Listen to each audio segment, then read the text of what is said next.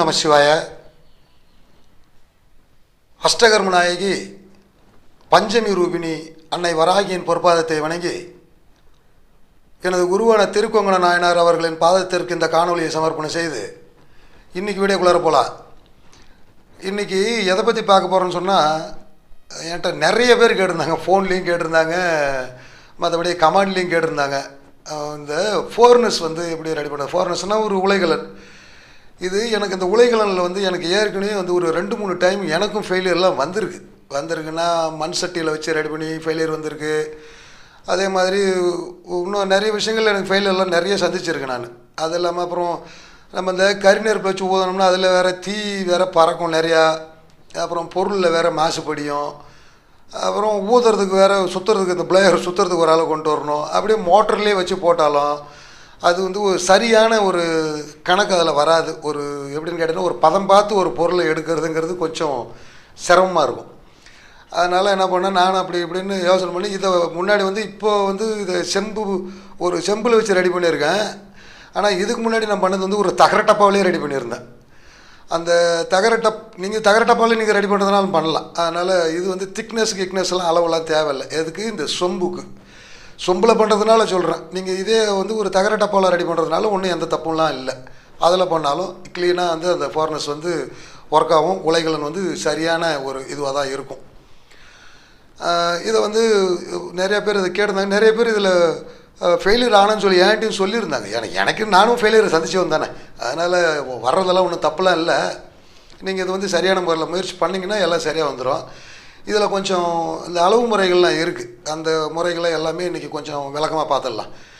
ஏன்னா இது நம்ம வேலைக்கு வந்து இது ஒரு முக்கியமான ஒரு பொருளாக தான் இருக்குது. அதனால் இதை கொஞ்சம் தெளிவாக பார்த்துட்டோம்னா ஒரு பிரச்சனை இல்லாத போது பாருங்கள். இது சாதாரணமாக இது வந்து இந்த ஃபயர் ஸ்பாஞ்சுன்னு சொல்லி தான் நம்ம சொல்கிறாங்க. இது எனக்கு இங்கிலீஷில் இந்த பேர் சொல்கிறதுக்கு எனக்கு வரல. இது வந்து நம்ம நகைக்கடை ஆசாரிங்கள்கிட்ட கேட்டிங்கன்னா, பட்டறைக்கு வேலை செய்கிறவங்க ஆசாரிங்கள்கிட்ட கேட்டிங்கன்னா அது கிடச்சிரும். இது இது மாதிரி ஒரு பிட்டாகவும் வருது, ஒரு பெரிய ரோலாகவும் வருது. உங்களுக்கு வந்து அந்த ஃபோர்னஸ் வந்து என்ன மாதிரி நீங்கள் ரெடி பண்ணுறீங்களோ அந்த மாதிரி சைஸுக்கு இது வாங்கிக்கலாம்.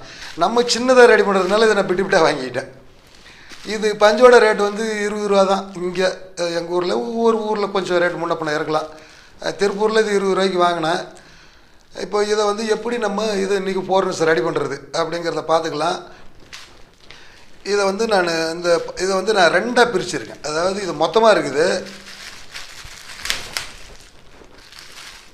இதை வந்து இப்படி பிரிச்சிங்கன்னா 2ஆக வந்துடும். அளவுக்கு தகுந்த மாதிரி பிரிச்சுக்கிங்க. உங்களுக்கு எவ்வளோ திக்னஸ் தேவையோ அந்த திக்னஸுக்கு இதை பிரிச்சுக்கிங்க. இந்த பஞ்சு வந்து தீயில் எரியாது ஒன்று. இந்த பஞ்சோட வேலை என்னன்னு கேட்டிங்கன்னா, தீயை வந்து நம்ம எந்த இடத்துல கொடுக்குறோமோ அந்த தீயை வந்து இது வெளியில் விடாது, உள்ளேயே போட்டு கும்பும். அப்போ உள்ளே போட்டு கும்பும் போது தீயை அனலை வெளியே விடாமல் நிற்கும் போது மூசை வந்து ரொம்ப ஃபாஸ்ட்டாக பழுக்க ஆரம்பிச்சிடும். அதுக்காக இதில் வந்து பார்த்துங்க, இது செம்பு தான். இது நீங்கள் தகர டப்பாவில் கூட ரெடி பண்ணலாம்னு சொல்லியிருக்கிறேன். தகர டப்பாவில் கூட பண்ணிக்கலாம். இதில் இந்த இடத்துல வந்து இந்த கன்று நுழையிற அளவுக்கு ஹோல்ஸ் போட்டிருக்கிறேன். இங்கே பாருங்க, இந்த கன்று நுழையிற அளவுக்கு மட்டும்தான் என்னுடைய ஹோல்ஸு. இது நான் அப்புறமா செட் பண்ணுறேன். இப்போ இது எம்டி சொம்பாக தான் இருக்குது. நான் ஏற்கனவே செஞ்சு வச்சுருந்தது தான் பிரித்து உங்கள்கிட்ட நான் இப்போ காட்டுறேன். இப்போ இதை வந்து நம்ம அளவு எடுத்துக்குவோம். ஏன்னா கீழ்ப்பக்கம் வந்து இவ்வளோ தூரத்துக்கு பஞ்சு வைக்கணும். ஏன்னா இதுக்கு மேலே தான் நீங்கள் மூசி வைக்க போகிறீங்க, அதுக்கு மேலே தான் இங்கே கண்ணை வைக்க போகிறீங்க. அதனால் இவ்வளோ உயரத்துக்கு இதில் பஞ்சு இருக்கணும். அப்போ இதை அளவு எடுத்து கட் பண்ணிக்கும்.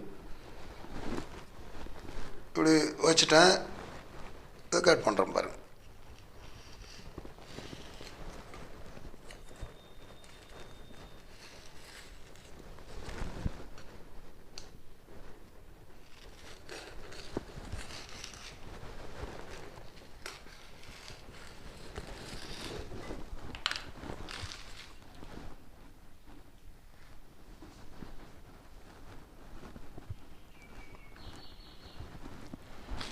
இதை இதுக்குள்ளாரையே போடுறேன். இன்னும் ஹைட் பத்தலை.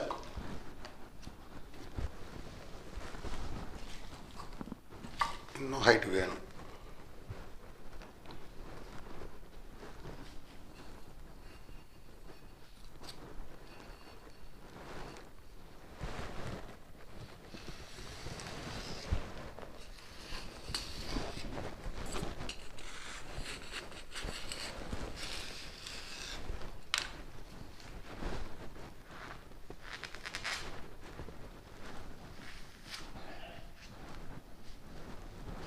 இப்போ இதையும் உள்ளேயே போட்டுக்கும்.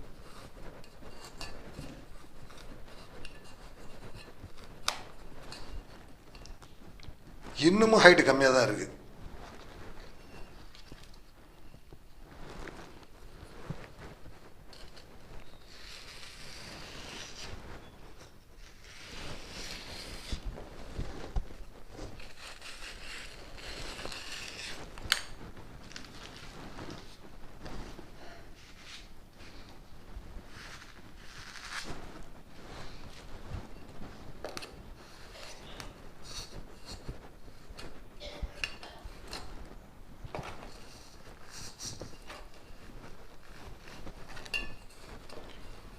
கொஞ்சம் முன்ன பின்ன இருந்தாலும் அது மாதிரி அமுத்தி விட்டுக்கலாம், ஒன்றும் தப்பு இல்லை. இப்போ இதுக்கு மேலே இந்த உயரத்துக்கு சைடில் பஞ்சு வைக்கணும்.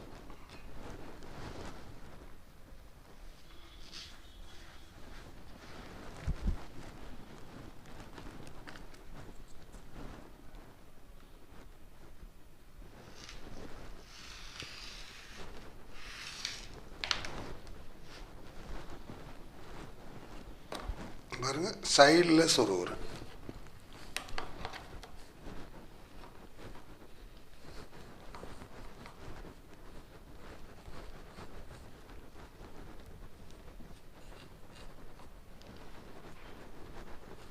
இந்த பக்கம் கொஞ்சம் கேப் இருக்குது, இதுக்கும் போடணும்.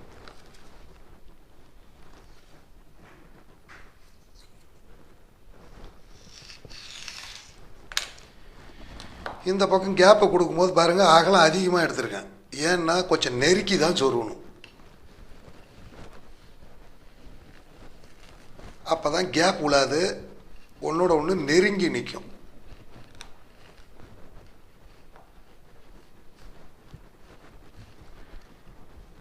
இப்போ நல்லா இதை உள் பக்கம்லாம் கிளியராக அமுக்கி விட்டுட்டு தேவையில்லாததை கட் பண்ணி எடுத்துரும்.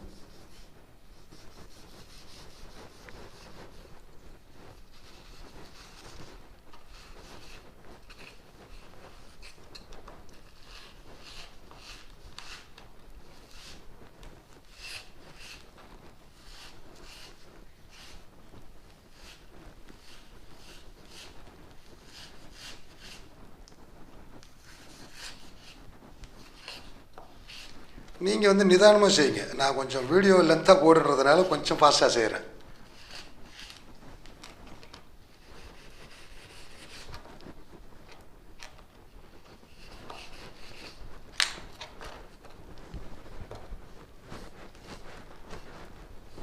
இப்போ எந்த பக்கமும் கேப் இல்லை, எல்லா பக்கத்துலையும் க்ளீனாக இருக்குது. இது மாதிரி வந்து எல்லாம் அமுத்தி விட்டுக்குங்க, நல்லா க்ளீனாக அமுத்தி விட்டுங்க.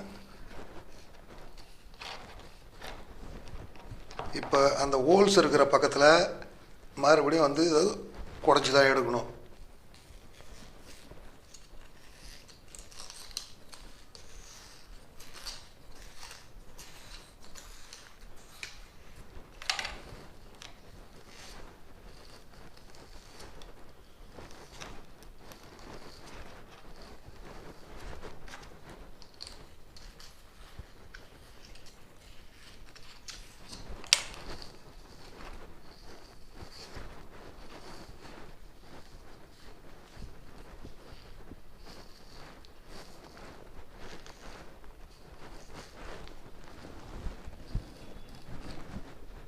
இப்போ ஹோல்ஸ் இருக்கிற பக்கம் க்ளீன் ஆகிடுச்சு. இதை இப்படியே விடக்கூடாது, இதுக்கு என்ன பண்ணணும்னா அதுக்கு அடுத்தது சென்டரில் வந்து ஒரு ஹோல் இருக்கணும். உள்ளே எரியும் போது என்ன ஆகும்னா மேல் பக்கம் வந்து கம்ப்ளீட்டாக ஹோல்ஸ் இல்லாமல் மூடக்கூடாது. அதனால் சென்டரில் ஒரு ஹோல்ஸ் ஒன்று போட்டுக்கும்.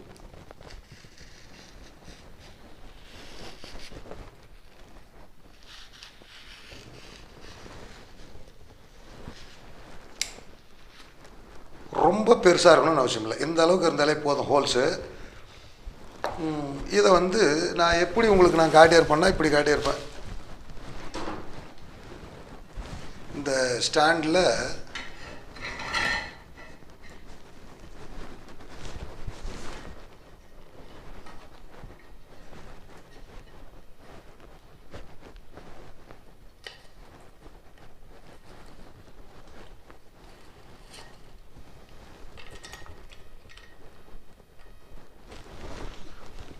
இப்படி வச்சு டைட் பண்ணிவிட்டு இங்கே இருக்கு பாருங்கள் இந்த சிலிண்டரை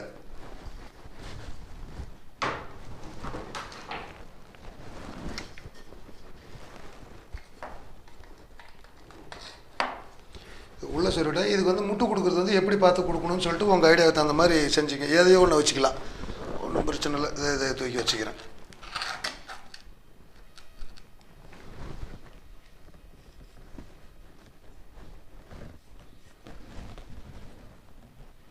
இதில் கவனிக்க வேண்டிய ஒரு விஷயம் என்னன்னு கேட்டிங்கன்னா, கண்டிப்பாக இந்த சைடில் கொஞ்சமாவது கேப்பு இருந்தால் தான் தீ வந்து உள்ளே கும்பிக்கும், சீக்கிரம் பழுக்கும், சீக்கிரம் வேலை நடக்கும். அதனால் சைடில் சுத்தமாக கேப் இல்லைன்னா ஒழுங்காக எரியாது, ஒழுங்காக வந்து மெல்ட் ஆகாது. இதை நல்லா கவனிச்சிக்கணும்.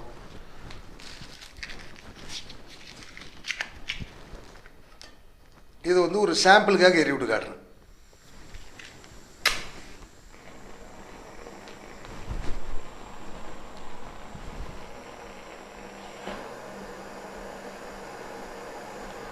அனல் வெளியில் போகாது, அனல் உள்ளே கும்பிக்கும். இதில் வந்து இதை போட்டு மூடிட்டிங்கன்னா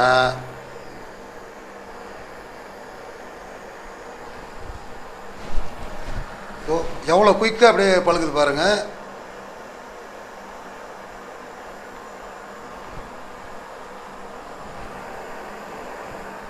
குயிக்காக மூசை பழுக்கும்.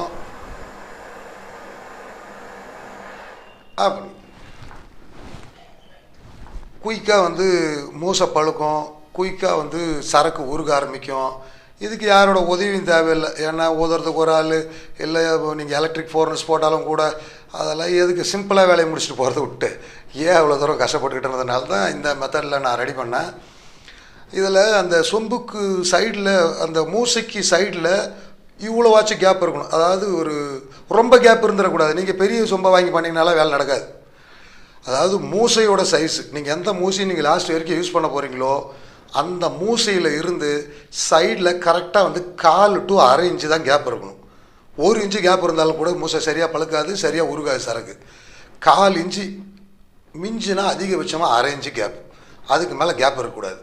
அதை வந்து கரெக்டாக அளவு முறையை பார்த்துக்குங்க. பார்த்துக்கிட்டு மேலே இது மாதிரி வந்து ஒரு சின்னதாக ஒரு ஹோல்ஸ் போட்டுங்க. போட்டு முடிச்சுட்டு சரக்கை போட்டோம்னா சரக்கு முதல்ல உள்ளே போட்ட சரக்கு பழுக்கும். நல்லா பழுத்ததுக்கப்புறமா ஒரு குறிப்பிட்ட டெம்பரேச்சர் ஏறி போச்சு, சரக்கு உள்ளே பழுத்துருச்சுன்னு சொல்லி தெரியும் போது இந்த மேலே இருக்கிறத எடுத்துகிட்டு இன்னொரு கண்ணை ஆன் பண்ணிக்கங்க. இன்னொரு கண்ணை இதை எடுத்துட்டு இப்படி மேலே காட்டும்போது குயிக்காக வேலை முடிஞ்சிடும். யாரோட உதவியும் தேவையில்லை, குயிக்காக வேலை முடிஞ்சிடும். அந்த மாதிரி பண்ணிங்கன்னா 2 கன்று யூஸ் பண்ணிங்க எப்பயுமே. ஏன்னா கொஞ்சம் குயிக்காக வேலை முடிக்கணும்னா அப்படி தான் பண்ணணும். அந்த மாதிரி பண்ணிங்க. இதில் வேறு ஏதாவது உங்களுக்கு இந்த கன்று வந்து எங்கே கிடைக்குதுன்னு ஒருத்தர் கேட்டிருந்தார். அதுக்கு நான் இந்த இடத்துல நான் பதில் சொல்லணும்.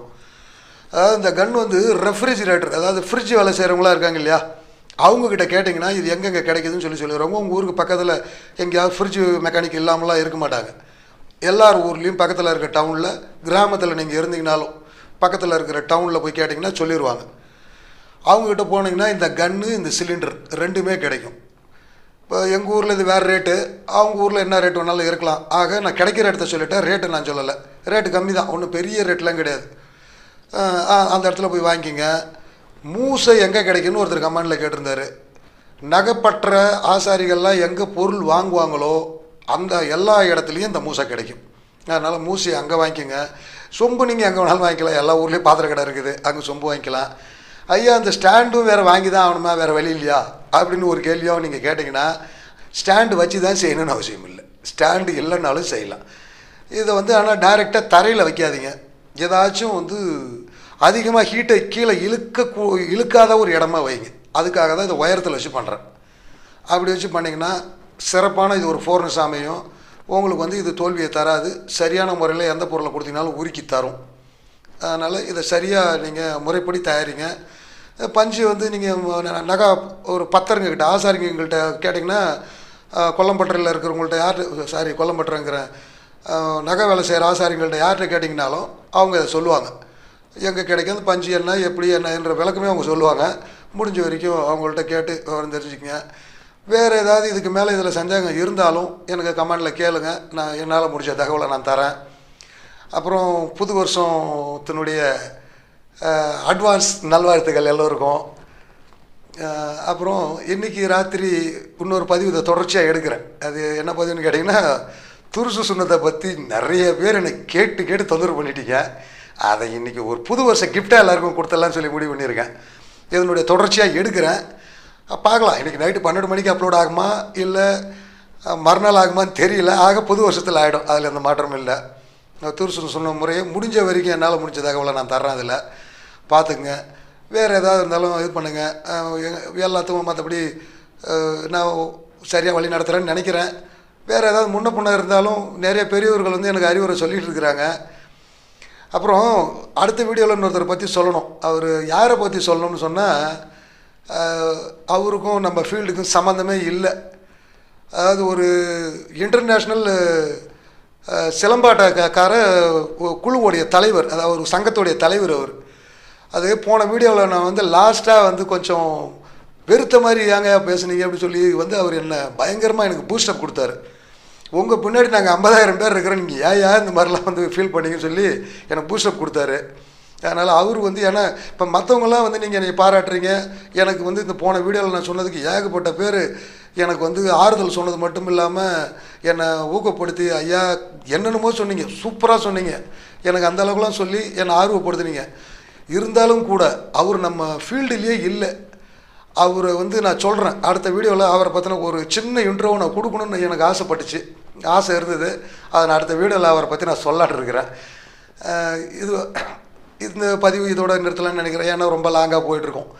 அதனால் மீண்டும் என் குருநாதருக்கு நன்றியை தெரிவிச்சுட்டு, உங்கள் அத்தனை பேருக்கும் நன்றியை தெரிவிச்சுட்டு இந்த நிகழ்ச்சியிலிருந்து விடைபெறுகிறேன். நன்றி, வணக்கம்.